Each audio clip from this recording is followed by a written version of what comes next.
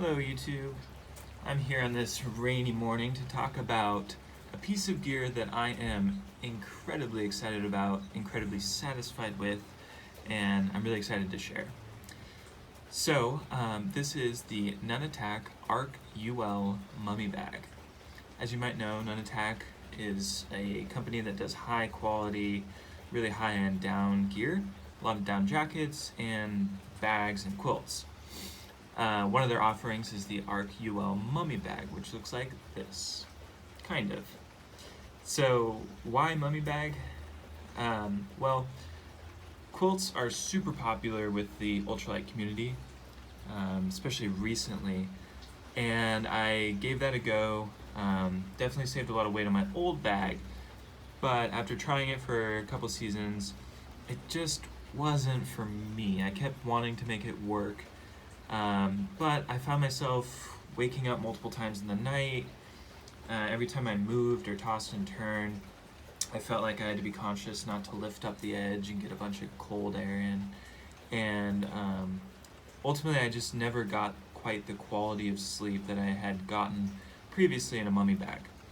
And so I set out last year to find a mummy bag that was at no weight penalty to equally high-end quilts. At the time I was looking at the Katabatic 30-degree quilts, and so that weight point was right around 23 ounces, and there weren't any stock specified featured bags that hit that 23 ounce mark for me. I'm also tall, so I need a long bag, so that limited my options further. So the bag that I really was intrigued about was this Nunatak Arc UL, and the stock specifications didn't hit that 23 mark, but I knew they did a lot of custom work. So I reached out to Jan over there at Nunatak and basically just started a conversation about what potential modifications I could do to the standard Arc UL design that could get the weight a little bit lower while also being, high performance and perfect for 3-season use here in the PNW. And so we got to talking, and this is what we came up with. So I will pull up the specs here.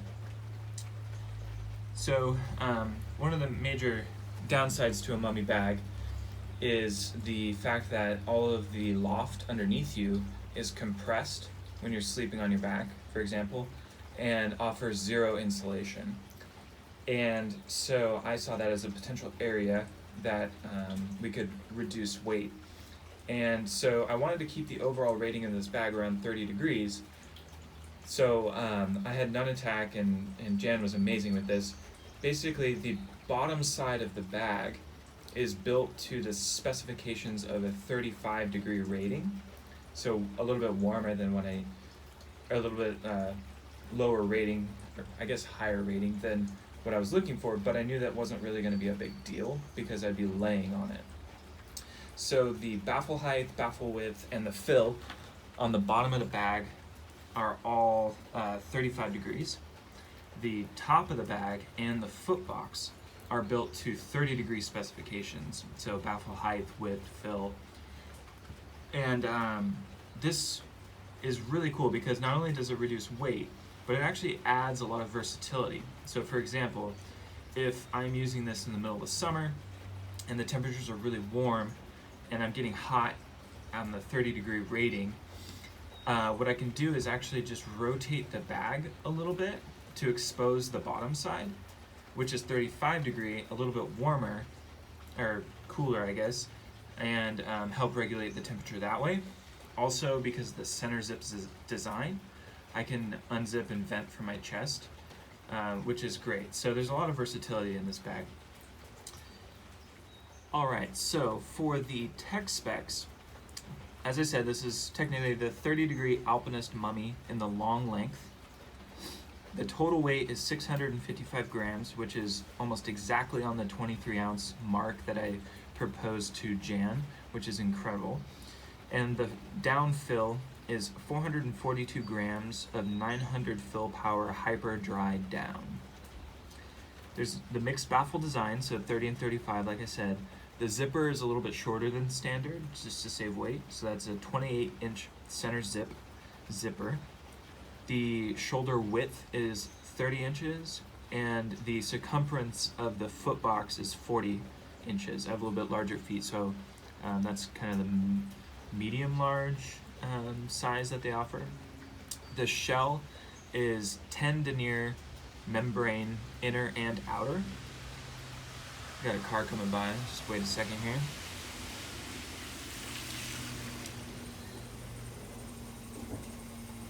Alright, apologize about that.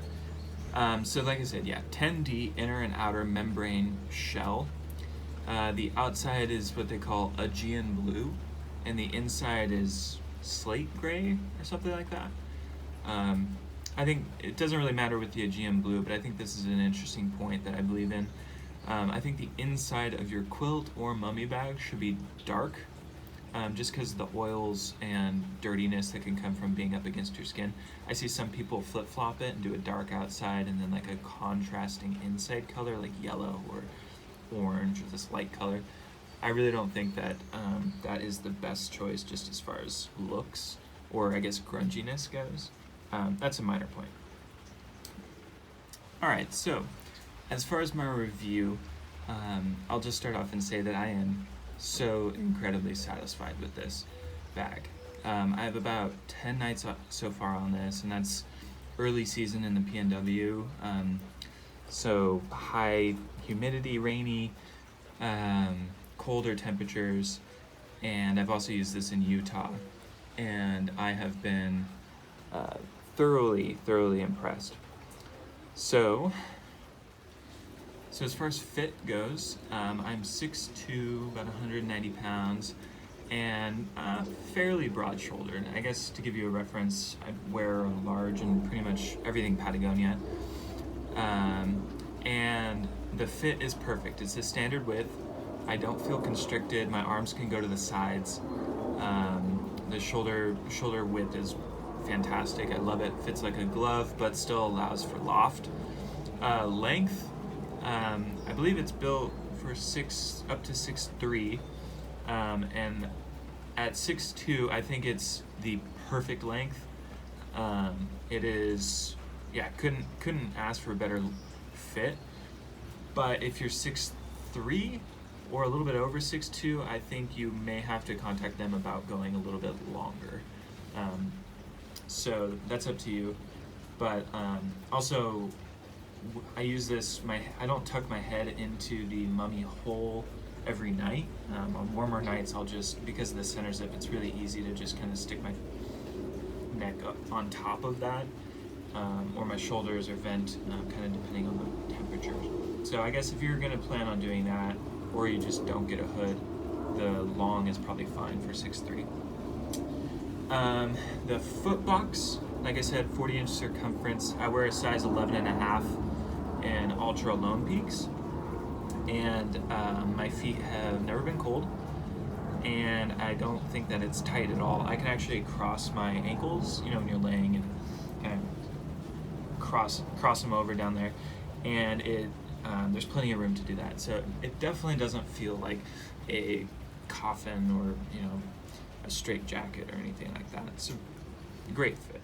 All right, so for warmth, I've used this in a variety of different situations. So I've used this in 18-degree weather outside of Moab, Utah, but I layered a Enlightened Equipment Apex 30-degree quilt over the top of it, and I was like actually extremely warm, really hot. So I know that combined doesn't really tell you a whole lot about the quilt, but that system worked really great for me in temperatures that I realistically hardly ever am in. Here, you know, I don't do a whole lot of winter camping, and I certainly don't live in Utah or those dry, arid, cold environments. Kind of more normal usage, I've used this down to 32, one night, which was not rainy but pretty humid, inside of a Z-Pax duplex tent, and was pretty warm.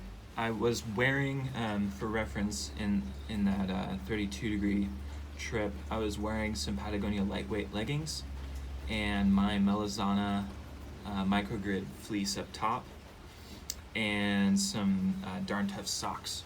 So yeah, I was warm. I wouldn't say like, I wasn't on the verge of overheating, but I was definitely comfortable, and I slept throughout the night, and my feet were warm as well, which was fantastic. I mean, it's rated to 30, and like the other high-end bag manufacturers like Katabatic, Nunatak is known to rate their bags to the actual degree, instead of more lofty, if you get that, ratings from other companies. So I think if I wore all the clothing that I normally take on a trip, at the same time, I could definitely take this to 30 proper and be fine on top of a Neo Air X Lite. And bringing up my pad is actually an interesting note. So I took this to kind of the Oregon high desert a month ago on a trip. It was dry. It was probably mid to high 30s, and I was trying out a new system, basically like a torso length Z-Lite pad, and then just putting my pack underneath my feet. And I was a little cold, and I think there's a couple of reasons for that. Oop, got a car. So I think there's a couple of reasons for that. Firstly, the campsite that we were in was in pretty packed dirt, so I think that was retaining quite a lot of cool temperatures versus like forest duff or being on some pine needles in a forest. Two, it was decently windy, and I was in a tarp and bivvy, but it's just an Argon 90 bivvy. And three, I think that using a torso length CCF pad in weather underneath 40 degrees is not really the smartest idea. So I think I was fine. I actually slept okay, and so I don't want to blow this out of proportion, but it's kind of a culmination of things that led to me being just a tad bit cold. So in real world use, if I knew that my trip was going to be below 40 for a couple nights, I'd probably just take my full Neo Air pad, and I've tried that and it was fine. In the middle of summer, I have zero worries about using the torso length pad. In the PNW, it just doesn't get below 40 very often in the forest where I usually hike in the middle of summer. So not a big deal, but something to consider. So that was for warmth. Overall, really, really excited. I've used it a couple other times above 40, but and they were all totally fine. They don't really, it's rated to 30, so I was just talking about those trips kind of around that cusp. But been totally fine in the 40s, and I don't know if I've been in the 50s yet, just because I got this in December. So we'll see. I'll continue using this throughout the year. Taking it to the Olympic National Park in June for 6 days, taking it to Iceland on the Laugavgur and the Fimmvörðuál, I think that's how you say it, trails over in the Iceland highlands, and then the Goat Rocks for 5 days on the PCT in Washington. So those are all my 3 long trips, and then a whole bunch of weekend warrior trips, overnighters, 3-day weekends, and those kind of trips that I normally do as a working individual. So super stoked for that, and I'll do a recap on this bag after those longer trips and a variety of different environments, and I'll report back. So that. All right, so now we've talked about it fits great, It is warm enough. I'm definitely satisfied with it. I wanted to talk quickly just about the workmanship. I have had a EE bag, Enlightened Equipment bag, before this. I've seen Katabatic quilts and Z-Pax quilts, and I've also owned a variety of like Mountain Hardware, REI, and other bags in the past. The workmanship on this is absolutely top-notch. I went over this thing when I got it with a fine-tooth comb. Well, not really, but with my eyes. Looked at every stitch. There wasn't a single stitch missing or skipped or wavy. The zipper is sewn in perfectly. It never snags. The hood is fit fine.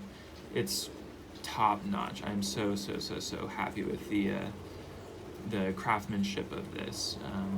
And as far as quality of customer service, I cannot speak highly enough of Nunatak and Jan.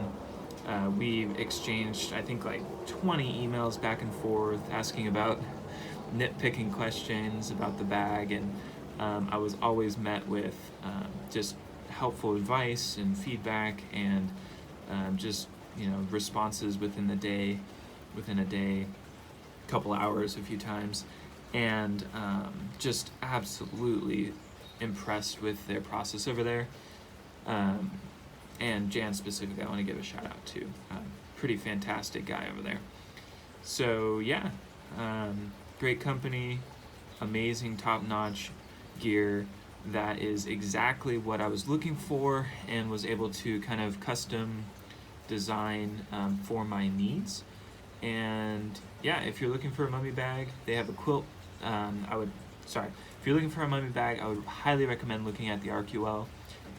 If you're looking for more traditional like quilts, they also have an amazing reputation there, and you can check out Matt Shafter's video about his Nunatak quilt.